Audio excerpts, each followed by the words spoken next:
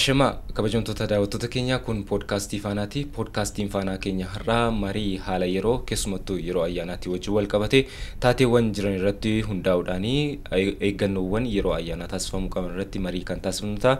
Marii kana kan waliin taasisnu Sintaayyoo Abbabaatii fi Jaallannee taasisaa waliin ta'uudhaanidha. Gaa xumuraatti nu faana turaasiniin jecha keessumattuu mee jalqabnuti baga nagaan dhuftan. Baga nagaan. Jala bultii ayyaana Faasikaa irrattidha kan nuti argamnu akka hordoftoota amantii kiristaanaatti immoo torbee dhukkubbii jedhamudha kan inni beekamu. Torbee dhukkubbii kana kabajachaa qophiin hawaasni ayyaanaaf taasisu hedduutu jira. Keessumattuu yeroo ayyaanni jala ga'u wantoota nu muddanii fi wantoota nuti irratti xiyyeeffannu hedduu jira. Nyaataa fi nyaataa wajjin kan wal qabatan irratti oomishaalee garaagaraa bituu bu'aalee loonii beelladaa akkasumas bu'aalee warshaalee garaagaraa keessaa ba'an bitachuun bal'inaan kan muddatudha. Mee eeggannoowwan isaan irratti taasifamuu qaban irrattidha kan nuti marii taasifnu. Mee isin immoo irra caalaa mi'eessituuwwan garaagaraa waan akka ittoo qopheessuutti wajjin wal qabate muuxannoo ni qabduuti. Muuxannoowwan eeggannoowwan nyaata qopheessuu irratti jiran irraa haa kaanu. Sumarraa jalqabu. Dubartoonni keessumaatitti dhiyeenyaan egaa yeroo ayyaanaa qophii isaan taasisan adda. Inumaayyuu dhiira caalaa yeroo isaan muddamantu argama. Kana jechuun egaa yeroo ayyaanaa yeroo kaan caalaa yerootti nyaataaf dhugaatiin kan duraan nyaatamu kan duraan dhugamurraa addatti bifa addaatiin qophaa'udha. Haa ta'u malee of eeggannoo guddaa barbaachisa yeroo ayyaanaa keessumaa jala bultii irraa kaasee jala bultii irratti egaa mi'eessituuwwan dhangaa garaagaraa qophaa'uu fi wantoonni baay'een gabaadha kan isaan gabaa bahaniiti kan bitamu. Gabaa bahanii yeroo bitamu immoo gowwoomsaa baay'ee jira akkuma gaariin jiru wanti gaariin taanis ni jira. Kanarratti of eeggannoo guddaadha kan barbaadu hawaasa keenya bira. Amma gabaa baatee dhadhaan bitadha yoo jette dhugumatti dhadhaa qulqulluu hin argattu. Mi'eessituuwwan garaagaraarra amma fakkeenyaaf kan mi'eessituu kan ittoo jechuudha. Gurraattii kan jedhamu waan akka barbareefaa waan akka abasuuda gurraacha abasuuda adii ana sii tarreesse akkamii na dursaa abasuuda gurraacha sana yerootti ija baarzaa fi beektaa ija baarzaa fi amma gurraacha wal fakkaatti baay'ee sana fakkeessanillee yerootti gurguramu jira. Kanaaf yeroo ayyaanaa yeroo kaan caalaa of eeggannoo guddaa waan bitamu hundumaa xiyyeeffannoo guddaadhaan ilaaluu mirkaneeffachuu barbaada. Egaa ayyaanni yeroo hundaa akkuma beeknu bartee hawaasa keenyaan namni waan qabuun egaa ayyaana taasisee dabarsuu hedduu jaallata. Kanaaf yeroo duraan irraa ayyaanicha bareechuuf baasii hedduu ni baasa. Sana keessatti immoo yeroo ayyaanni ga'u mana duwwaa hin oolu jedhee waan hedduu bitachuu danda'a. Sana keessatti akkuma jaalleen jette namoonni immoo maallaqa argachuuf keessumaa daldaltoonni maallaqa argachuuf jecha waan hin malle nyaata keessatti akkasumas immoo wantoota gurguraman keessatti nama gowwoomsuudhaan isa sanaan fayyadamuudhaaf yommuu deeman ni mul'ata. Inni kun garuu egaa namni ayyaana gammachuudhaan dabarsuuf hawwa gama biraatiin ammoo gaddaan akka dabarsuus isa taasisa. Garuu barteen kun yeroodhaa yerootti hafuudha kan inni qabu. Walitti dhufeenyi keenya ayyaanni gammachuudhaaf waan ta'eef ammoo namni gammachuudhaan akka dabarsuuf nutis gahee qabna waan ta'eef sana keessatti of eeggannoo taasisu. Inni bitusi of eeggannoo taasisu qaba. Yeroo ammaa kana garuu wanti hunduu akka shakkitu se taasisa.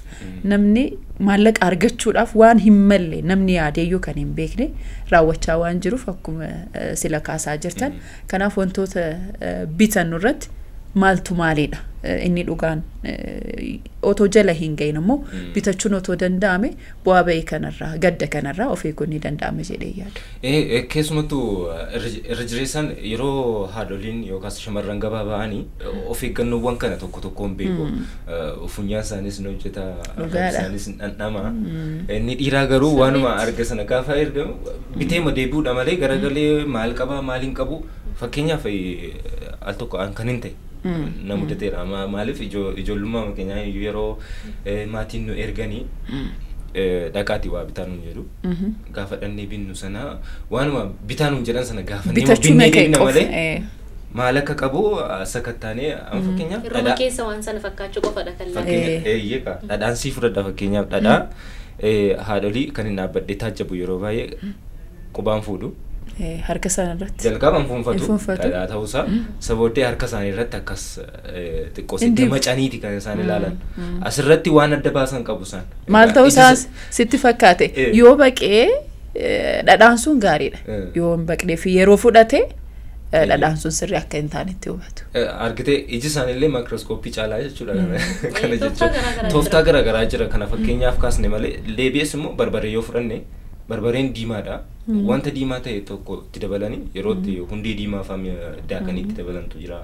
Yerootti suphee daakanii biyyoo itti dabalan maali Finfinnee keessattis wanti kun bal'inaan mudataati kan inni ture waan ta'eef isa kanarratti of eeggannoo baay'een akka barbaachisudha.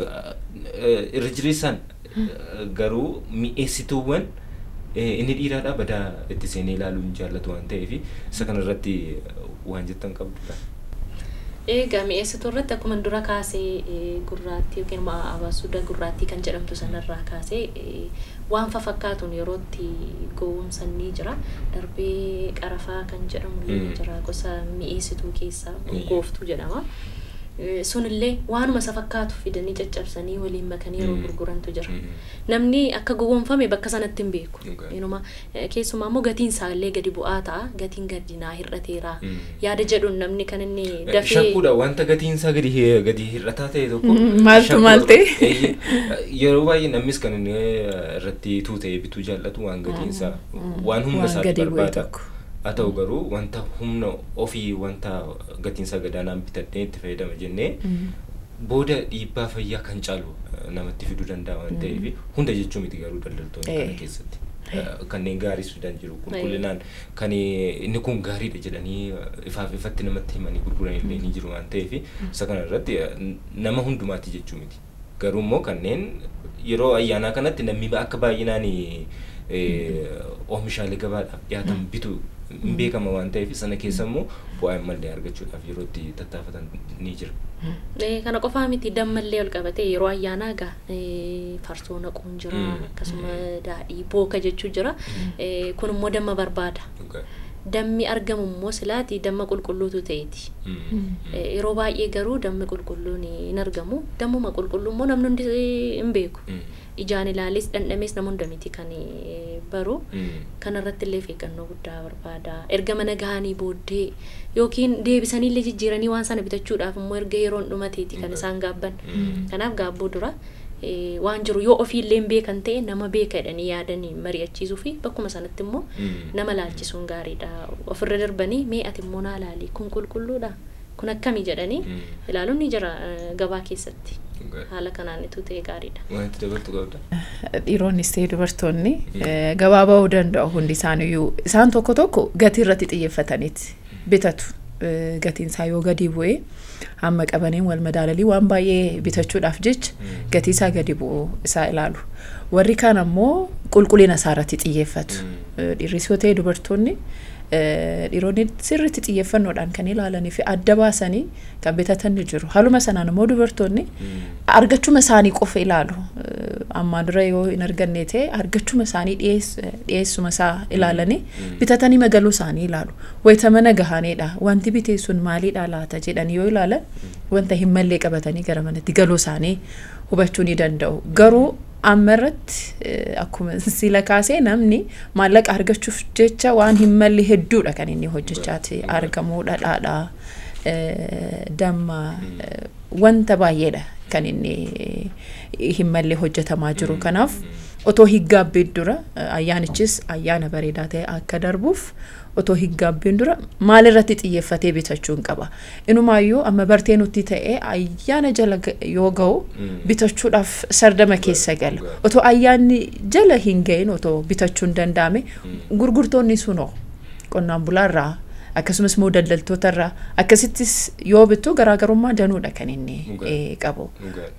Namoonni dhugummatti gurguran akka sodaataman taasisaa ta'e kan inni argamu. Kanaaf nutis isa kana sirriitti hubanne keessumaa qulqullina irratti otoo xiyyeeffatamee gatiin maallaqni hin argaman deema. Garuu fayyaan immoo rakkisaadha kan inni ta'u. Kanaaf haadholiin gara gabaatti wayita bahan maalan xiyyeeffachuu qaba keessumaa wanti makamuu danda'u fakkeenyaaf qullubbii waan akkasii makamuu hin danda'u waanuma ijaan argituudha garuu wantoonni akka dhadhaa aannan waan akkasii adda baasuudhaafis sirakkisa kanaaf namoonni beekanis dhiyeenyatti yoo argaman dhugummaa isaa akka adda isaa baasaniif otoo wal gaafatanis rakkoon kun xinnachaati kan inni yoo daa'imman erganisi daa'imman sun daa'imman yeroo jennu xiqqoo kan ergamuudhaaf yookaan gabaatti ergamuudhaaf qaqqabeedha waan ta'eef daa'imni sun wanta haadha irraallee barataa guddataa jireenya ishee ittiin geggeeffattu ni qabaatti waan ta'eef keessa barsiisuudha hawaasni illee kana irratti xiyyeeffachuu gidduutti garuu waa yaadadha kana qofaa miti oomisha qofatu hin taane beeladaan ol qabatee illee fayyaalessummaa isaaniitiin ol qabatee yeroo baay'ee waan gatii irratudha hawaasni keenya kan ilaalu daanqoo akkasumas hoolaa re'ee sangaallee ta'uu danda'a fayyaa waa hunda caalaa ayyaanicha darbanii jiraachuu kan danda'amu yoo fayyaan jiraate waan ta'eef fayyaalessummaa waan sanaatu ilaalanii gatii irrachuu qofatu hin taane yeroo baay'ee hoolaan bitamee erga mana ga'ee maal kan akkamittan gowwoomfame maalati kanatu laaliin bitta jijjiiruun hin danda'amu jalallee gaheera deebisanii jijjiiruun hin danda'amu kana kan haala kanaan gowwoomfamuutu baay'ata waan ta'eef fayyummaa keessumaati beeladoota yeroo sana qalmaaf oolan irrattillee eeggannoo barbaada baga kaaftayyaan iyyuu itti dabaluudhaaf hin ture keessumattuu foonii wajjin wal qabate foon yerootti sooma hiikaadha kan irraa nuti of qusataa turre nyaatota qibaatii baay'atanidha foon dabalatee jechuudha foonni yeroo binnu yerootti fedhiin foon bitachuu fi foon nyaachuudhaaf jiru ol kaadha yeroo ayyaana kanaatti namoonni qaliirra hojjetan yookaan foon qalanii gurguran yeroo hedduu beellada qorannoodhaan fayyummaan isaa hin mirkanoofne abbaan taayitaa qeeraawwanii magaalota irratti hundaa'eeti kan inni jiru yeroo baay'ee ni hubattu yennaa ta'e isaan kuni beelladoota gabaadhaaf dhiyaatan qorannoo fayyaa isaanii taasisaniiti kan isaan gabaadhaaf akka dhiyaatan godhan sana kan hin taasifne immoo akkasumatti walumaa galaan yerootti bitanii muuxannooma hawaasa keessa jiruuni yerootti akkasumatti jaarsoliidha kan beekan baay'inaan fayyummaa horiidha qaqqabanii ilaalanii kan bitan waan ta'e nu beeku abboonni keenya sanaaf kan irratti of eeggachuu akka barbaachisuu fi kanneen immoo kana deeffatanii seera qabeessa fakkeessanii du'aallee qalanii yerootti namaaf dhiyeessan ni jira waanuma hin qalamne immoo waanuma aadaa keenyaatti illee sooran safuu ta'e illee yerootti darsanii namaaf dhiyeessan ni jira waan ta'eef of eeggannoo cimaan akka barbaachisuudha gama oomishaaleetiin oomishaalee gabaadhaaf dhiyaatanii fi yeroo ayyaana dhiyaatan gama oomishaalee warshaatiinis yonnaa dhufne sanuma wajjin wal fakkaata mee oomishaalee warshaadhaa ba'an irratti egaa oomishaalee warshaadhaa ba'anii wal qabatee wanti warshaadhaa ba'uugaa yeroo kam akka oomishamee tajaajilli yookiin immoo haga kamitti immoo fayyadaa yeroo kamirrammoo yoo darbedha kan inni fayyaa namaa irratti dhiibbaa qabu kan jedhuun ol qabatee egaa expire date isa jedhamu sana ilaaluun guyyaa yoo itti darbeera ta'e sana ilaaluun baay'ee barbaachisaadha guyyaan itti darbuu qofa immoo miti kan ilaalamu qabu waan warshaadhaa ba'e fakkaatees immoo kan dhiyaatu jira waanuma halluuma sanaa oomishni isaa bakka dhugumatti itti beekamtii guddaa qabuu fi namni itti amanurraan addatti oomishi fakkaatee ba'ullee jira sanaan ol qabatee illee qulqulleeffachuu barbaachisa namni gaa akkuma beekamu yeroo ayyaana namni ariifataan jarjaraa waan hanqatee guuttachuu malee kan inni yaadu waan kana qalbeeffatee ilaaluu yaadu keessumattuu hawaasni keenya yeroo ayyaana oomishaalee warshaa garaa garaatii ba'anillee galagalchanii ilaaluun waa shakkuun gaarii madha wanta samsamee dhufe sana qulqulluudhuma warshaadhaa bahee qulqullina sadarkaa qulqullina eeggatee dhufe jedheeti kan yaadu kanaafidha bal'inaan xiyyeeffannaatti kennuun kan jirre dhimma warshaatiin oomishaalee warshaadhaan oomishamaniin wal qabate yeroodhaa yerootti haalli itti adda baastu tooftaan addatti baastu baay'ee rakkisaa wal xaxaa ta'aati kan inni argamu wal madditti yoo qabde ilaaltu wal fakkaataadha malee wanta adda ta'e hubachuudhaaf nama rakkisa namoota amma gabaa keessatti miira ayyaana keessatti argamanii miti yeroo makaaniyyuu suuqii keessatti yookaan immoo bakka daldalaa tokko deemte adda baasuudhaaf yoo yaaltu haalli itti adda baastu baay'ee rakkisaadha keessumaa hubannoo immoo yoo xinnoo hin qabaanne baay'ee rakkisaadha kan inni ta'u. Oomishaaleen warshaadhaa bahanii yeroo ayyaanaa kanatti fayyadamnu waan danuudha kan inni jiru. Wanti nyaatamus akkasumas immoo mi'aawwan garaagaraa jiru daa'immaniif haalatti dhiyaatan ni jiru. Isaan sanneen ayyaana bareechuudhaaf jennee manatti haalatti fayyadamnu ni jira. Garuu warshaa sana oomisha sana bitachuudha malee yooma oomishame eessaa dhufe eessaa oomishame waraqaa ragaa yookaan immoo eeyyamni isaaf kennamee jira jedhanii iddootti maxxanfame sanarraatti dubbisuun adda baasuun muuxannoon keenya baay'ee laafaadha. Dhimma kanaan wal qabate hawaasas haasofsiiseen ture yeroo dhiyootti namoonni daa'imman waan jaallataniif qofa waan barbaadneef qofa numa suuqii deemnee bitannee itti fayyadamnu malee yoom oomishame inni kun yeroon isaa darbeera lakki ittiin fayyadamu jennee ilaaluu irratti baay'ee rakkisaadha. Garuu erga dhukkubsannee booddee maalan ta'e dhukkubsadhee laatee yaada jedhu hubatanii gara dudubbeetti deemanii adda baasuudhaaf wayita rakkatan ni mul'ata. Garuu hubannoo kanas qabaachuun barbaachisaadha kan inni ta'u. Qaamoleen to'annoo kana taasisanis yeroo yeroodhaan haalli isaan to'annoo taasisan ni mul'ata. Garuu wal fakkeenyi isaa baay'ee olaanaadha. Mallattoowwan haqa qabeessummaa mul'isan ni jiru. Kanaaf dhugaadhaa inni kun yoo hubannoo hin qabaannes yoo hin dubbisne ta'es namoota beekan gaafachuun yookaan immoo isaan hin beekan ta'e isaan ergatanii otootti fayyadaman gaariidha kan inni ta'u. Keessuma wantoonni oomishaman bakka turtii yookaan immoo yeroon turtii isaanii akka dheeratuuf keemikaalawwan garaagaraa itti fayyadaman ni jira waan ta'eef isaan sanniiniin akka hin miidhamnes of eeggannoo taasisuun barbaachisaadha kan inni ta'u. Inni kun wayita ayyaanni jala ga'u gara gabaatti deebi'anii dhufu. Yeroon turtii isaanii darbee hawaasni bal'inaan itti fayyadamaa hin turre wanta sana gara gabaatti fidanii haala salphaatiin uummanni immoo argadhe jedhee bitachuu fi itti fayyadamuu danda'a. Wantoonni oomishaaleen akkasii kun dhiibbaan isaan fayyaa namaa irratti qaban har'a jedhanii har'a namatti dhufuu mul'atu. Adeemsa keessa garuu dhukkuboota amma biyyattii keessatti babal'ataa jiran sana hordofsiisuu danda'u waan ta'eef ammarraa yoo bor waaqatu beeka jedheeti uummanni kan inni dhiisu. Irra caalaa oomishaalee warshaalee keessa irratti hanqinni hubannoo kan mul'atu qonnaan bultoota keenya biratti hawaasa gara baadiyyaa magaalaa dhufe. Baadiyyaarraa meeshaa tokko fidee magaalaatti kan inni gurguratu.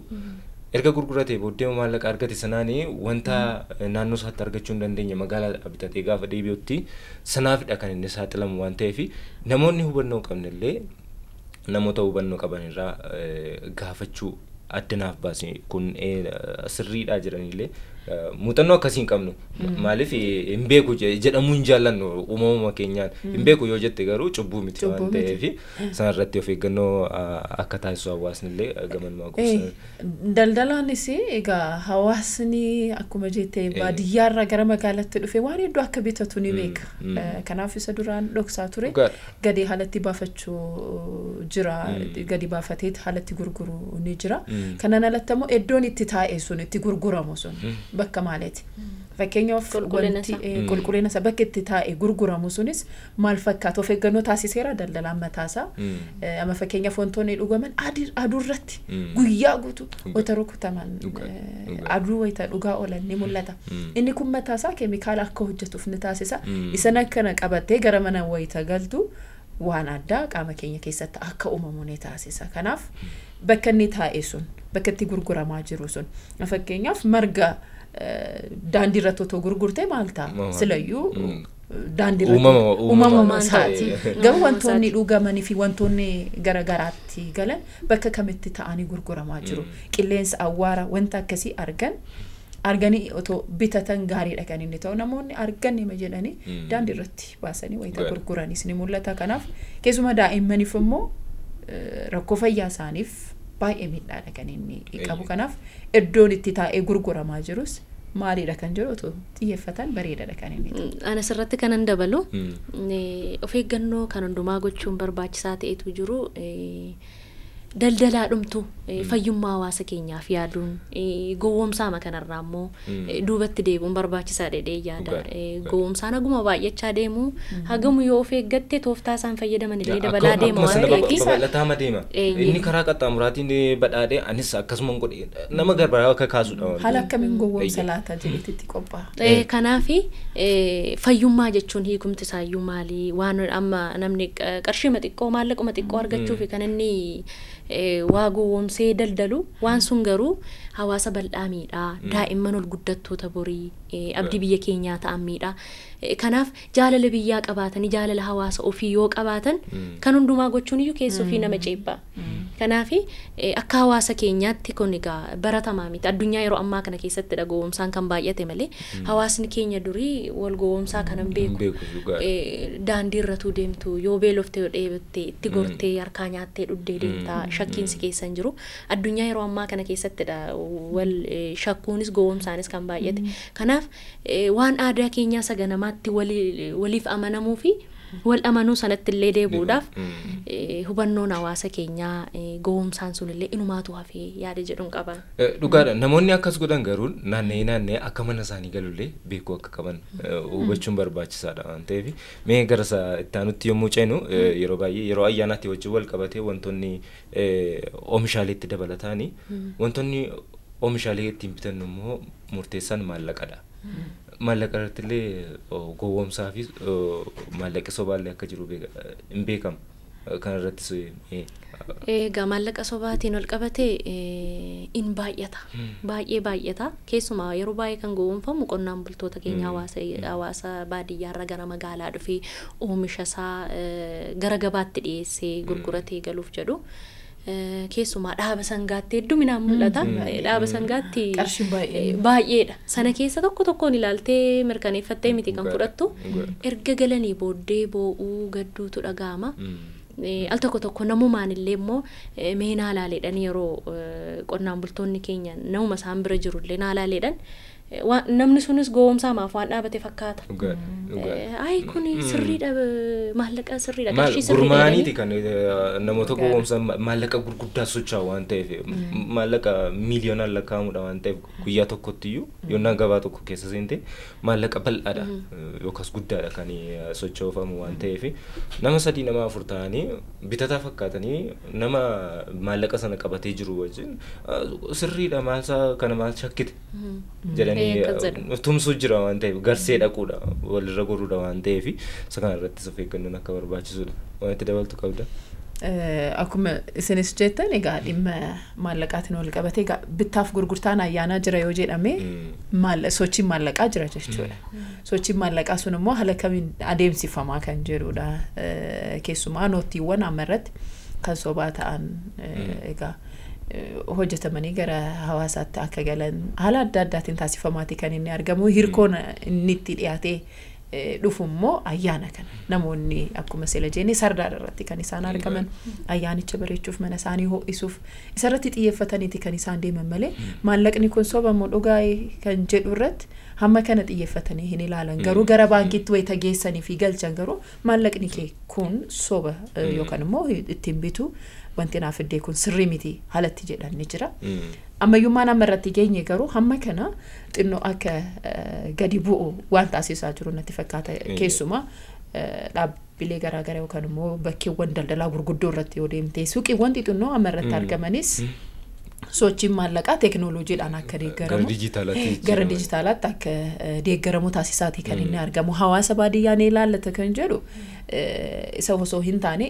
innumti magaala jirus gowwoomfamaa waan jirus isa sana irratti hambisuu irratti kan inni argamu gara baadiyyaattis namoonni baadiyyaadhaa dhufan meeshaalee magaala keessatti argaman hedduu bitachuu ni danda'u garuu maallaqni qabatanii dhufanii fi amma irrattis fudhatanii gara suuqiitti deeman sunu isa dhugaadha moo isa dhugaa hin taanedha kan jedhus otoo xinnoo dhaabbatanii ilaalan bareedaadha kan inni ta'u dhimma dijitaalaatiinis wal qabate gowwoomsi ni jira waan ta'eef isa sanarrattis xinnoo abshaala ta'uun barbaachisaadha. Dhugaadha. Sana qofaa miti keessumattuu risiitii kan bifa dijitaalaatiin moobaayila keenya irratti nuuf dhufullee yeroo itti fakkeessamee hojjetamee qabatanii deemanii waan maallaqi galee fakkeessanii kunoosii galeera jedhanii yeroo itti namatti agarsiisan waan jiruufi tokko namoota muuxannoo sochii maallaqa dijitaalawaa ta'e karaa dijitaalawaa ta'e kana qaban of biraa qabaachuun illee barbaachisaadha.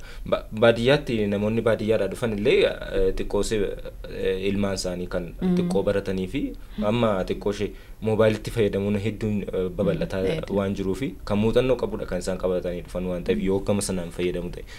Garuu yonnaa maallaqa callaa walitti yeroo bittaaf gurgurtaa walitti dabarsu yonnaa ta'e hamma tokko odeeffannoowwan miidiyaalee hawaasummaa kan baankilee irratti ba'anii of eeggannoowwan birrii irratti taasifamuu qabanii ni jiru waan ta'eef sana hordofuun illee barbaachisaa akka ta'edha.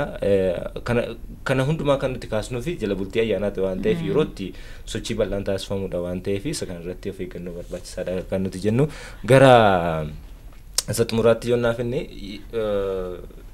yerootti dhugaatiin illee bal'ata namni dhugee nyaataaf dhugaatiin bal'atudha waan ta'eef gammachuun yeroo ayyaanaa kanumaan ibsama. Kanumaan ibsama.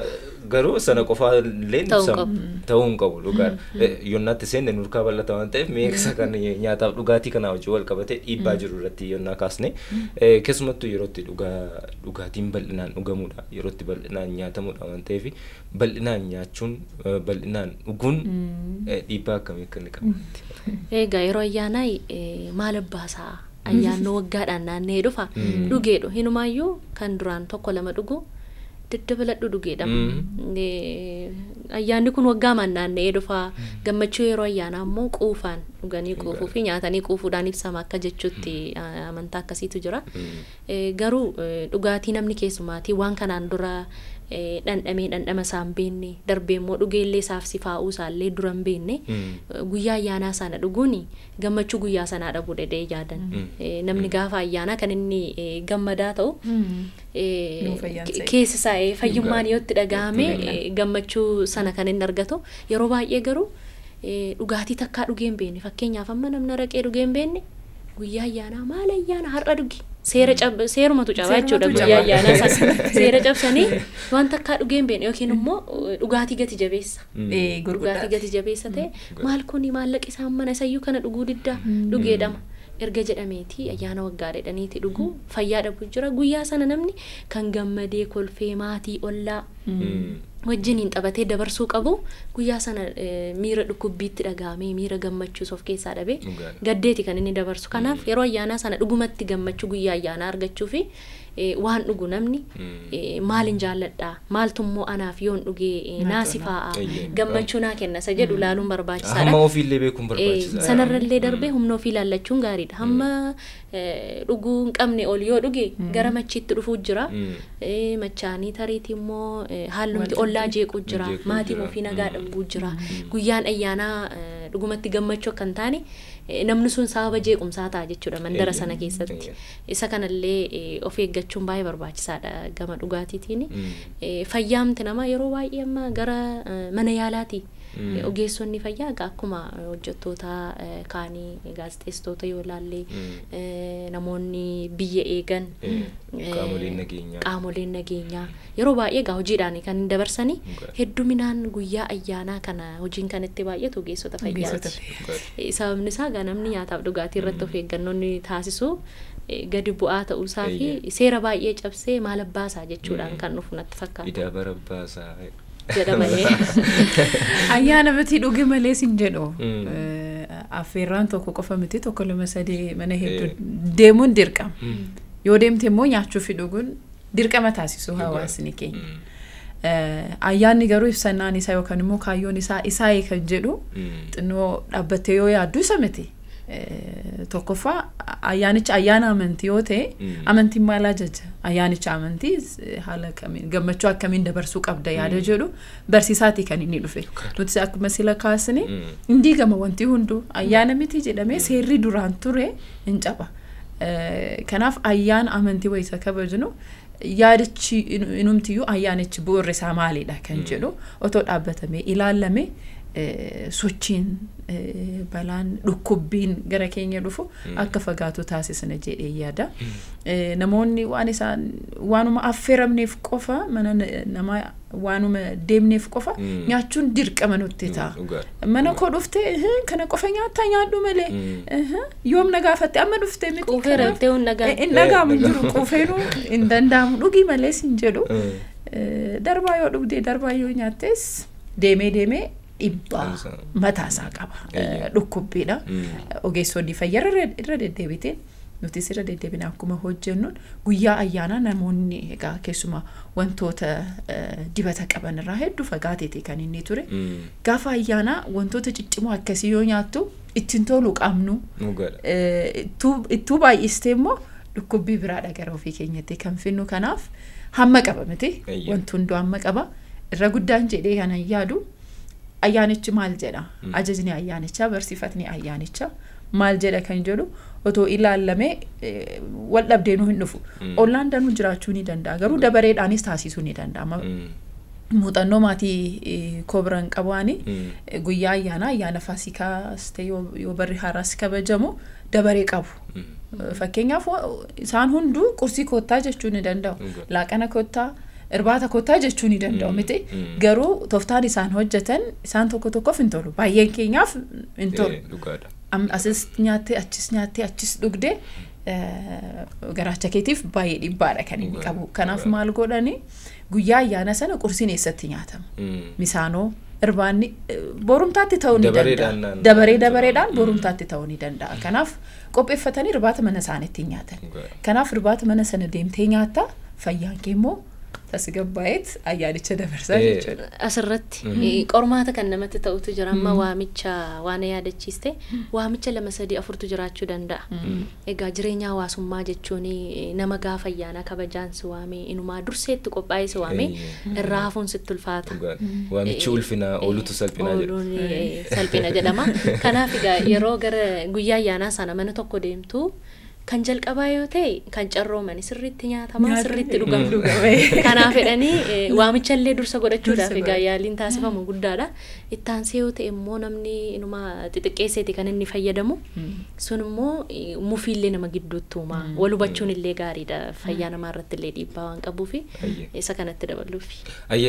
Gara xumuraatti keessumattuu dhugaatii nyaataaf dhugaatiitii wajjin wal qabatee addatti dhugaatiidha wajjin wanta wal qabatu nyaatallee hamma ofiitti nyaachuun hin danda'ama dhugaatii utuma mi'aawuuti kan fudhatamu utuma daddabalatanii achumaanis nama fudhatee sokka waan ta'eef yeroo ayyaana kanatti of eeggannoowwan tiraafikaatii wajjin wal qabatee jiranii konkolaachistoonni meeshaalee yeroo ayyaana kanatti dafnee uummataan geessisna jedhanii yeroo itti geejjibsiisantu jira ayyaana ammoo achumaanis immoo tokko lama jechaama konkolaachisuun jira waan ta'eef sadan irrattis of eeggannoon akka barbaachisu qabanumaan dhaamaa of eeggannoo balaa tiraafikaa oomishaalee irratti hanqinaalee mudatanii fi wantoota itti dabalamanii hawaasaaf dhiyaatan irratti hawaasni of eeggannoo barbaachisaa akka taasisuu fi akkuma beela dandeenye quufas danda'uun barbaachisaadha kana dhaamaa fi hawaasnis yeroo ayyaana kanatti of eeggannoo bal'aa fi xiyyeeffannaa olaanaa barbaadu akka taasisu gamanuma dhaamaa fi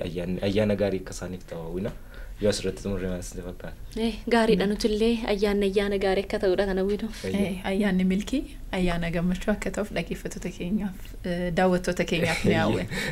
Isinis galatoomaa yaada bal'aa nuuf kaastaniif.